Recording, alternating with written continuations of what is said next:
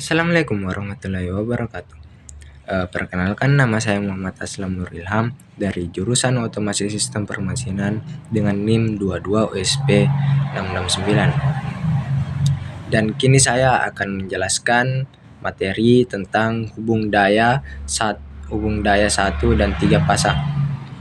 Pada sistem 1 fasa dan 3 fasa terdapat hubungan antara daya aktif watt dan daya semu dan daya reaktif. Pada sistem 1 fasa, hubungan ini dapat dijelaskan dengan rumus segitiga daya. Nah, ini adalah contoh segitiga daya sebagai berikut. Nah, ini adalah contoh segitiga daya. Daya semu. Daya semu 1 fasanya yaitu S sama dengan V dikali I. 3 fasanya yaitu S sama dengan V kali I kali akar 3. Sedangkan daya nyata adalah 1 fasanya yaitu P sama dengan V dikali I dikali cos sama dengan S kali cos. Daya 3 fasanya yaitu P sama dengan V kali I kali cos kali akar 3. Atau bisa juga P sama dengan S kali cos. Nah, ini adalah daya reaktifnya yaitu 1 fasa Q sama dengan V kali I kali sin. Bisa juga S kali sin. Sedangkan 3 fasanya yaitu Q sama dengan V kali I kali sin kali akar 3. Atau bisa juga S kali sin. Nah, itu adalah contoh hubungan daya dalam segitiga daya. Nah, di sini saya akan menjelaskan juga sistem 1 fase.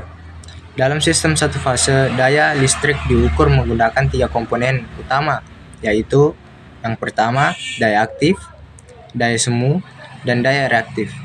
Daya aktif sama dengan P, diukur dalam watt, dalam kurung W, dan merupakan daya yang benar-benar digunakan untuk melakukan pekerjaan. Ini adalah daya yang menghasilkan pemanasan, cahaya, dan aktivitas mekanis pada peralatan listrik. Namun sistem 1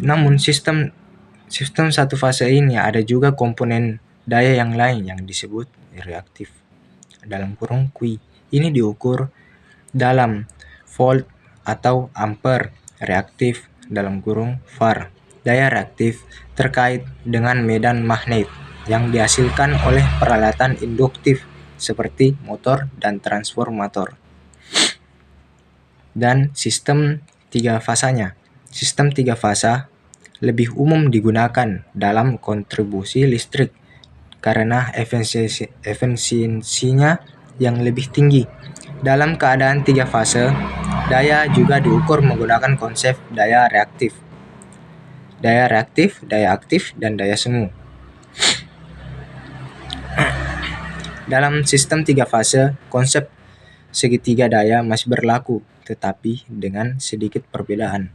Total daya semu dihitung menggunakan jumlah daya semu pada setiap fase. Faktor daya juga dihitung dengan mengambil rata-rata faktor daya setiap fase. Dalam sistem 3 fase, distribusi beban yang merata membantu mengurangi daya reaktif dan meningkatkan faktor daya secara keseluruhan. Hal ini dapat mengurangi daya dan memungkinkan pemanfaatan daya semu dengan lebih efisien. Sekian.